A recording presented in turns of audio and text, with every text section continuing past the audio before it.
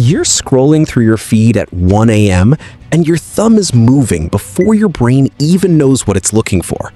You feel like the pilot of your life, but in reality, you've become an unconscious automaton, a puppet pulled by the invisible strings of a digital dopamine loop. Most of us are living at level 1 of the soul, on Nafs Al-Ammara, the commanding self.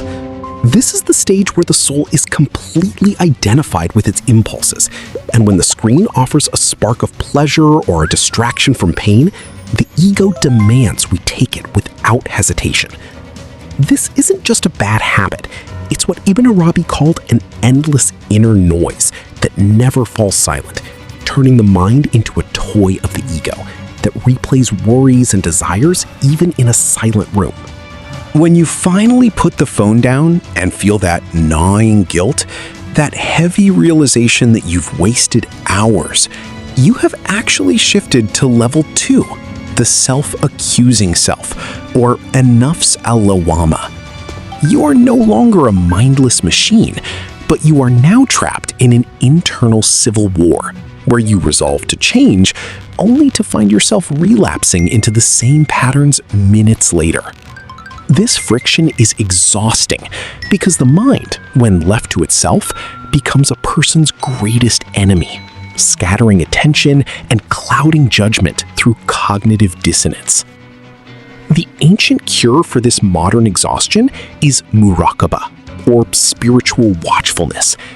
Muraqaba is the radical act of surrendering the endless calculation of the ego, the constant planning, comparing, and judging that social media feeds on.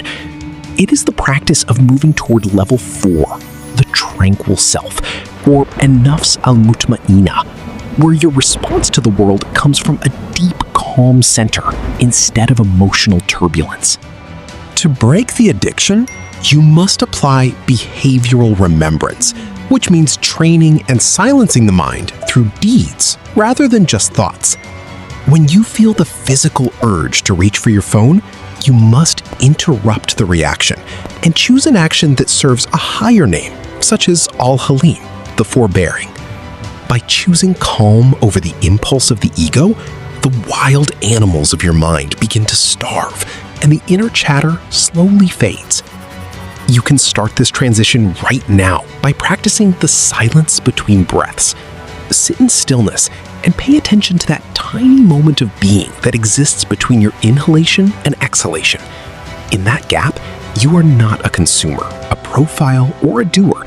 You are simply a mirror reflecting existence, which Ibn Arabi says is the essence of the greatest name of God already inside you.